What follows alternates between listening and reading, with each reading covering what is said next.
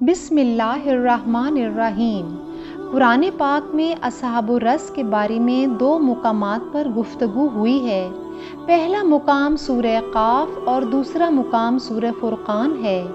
یہ بھی قوم سمود کی مانند شدید عذاب کا شکار ہوئے تھے۔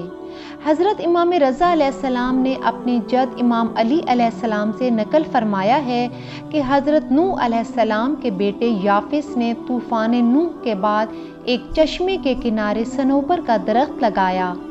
اس درخت کو شاہ درخت اور اس چشمے کو دوشاب کہتے تھے۔ یہ لوگ زمین کے مشرق کی جانب آباد تھے۔ ان کے 12 دیہات تھے جو ایک نہر کے کنارے واقع تھے۔ اس نہر کو رس کہتے تھے۔ ان لوگوں کا بادشاہ نمرود کا نواسہ ترکوس تھا۔ ان کے سب سے بڑے شہر اسفندار میں صنوبر کا اصلی درخت تھا اور مذکورہ چشمہ بھی وہیں موجود تھا۔ اسی درخت کے بیچ سے دوسرے شہروں میں درخت لگائے گئے تھے جو بہت بڑے ہو چکے تھے۔ یہ جاہل اور اجڑ قوم تھی۔ انہی درختوں کو اپنا خدا مانتی تھی۔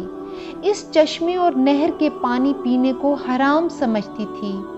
جو بھی یہاں سے پانی پیتا اسے تختے دار پر لٹکا دیا جاتا تھا۔ یہ لوگ انہی درختوں کے نیچے عید مناتے اور غل غپاڑا کرتے تھے۔ یہ لوگ اس قدر بے حیا تھے کہ ہم جنس بازی ان کے درمیان عام تھی۔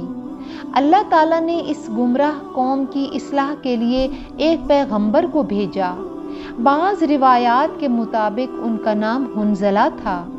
انہوں نے اس جاہل قوم کو توحید کا پیغام سنایا اور سالہ سال دعوت حق دیتے رہے، مگر یہ قوم نافرمانی سے باز نہ آئی۔ آخر کار ان پیغمبر نے خدا کی بارگاہ میں ان درختوں کے سوکھ جانے کی دعا کی۔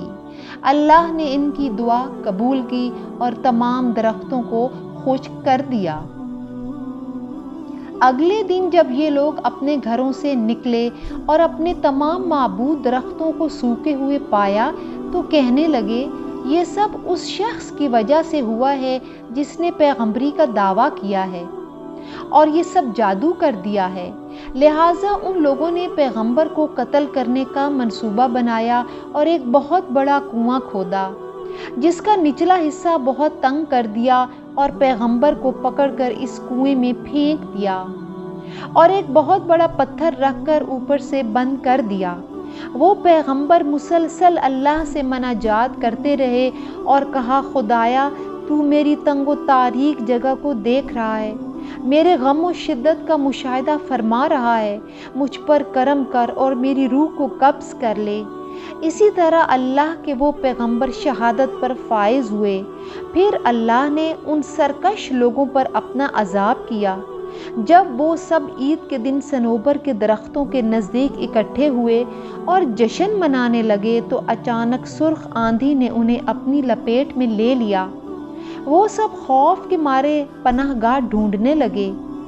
زمین کے جس حصے پر پاؤں رکھتے وہ پتھر کی طرح سخت اور آگ کی مانند گرم ہوتی۔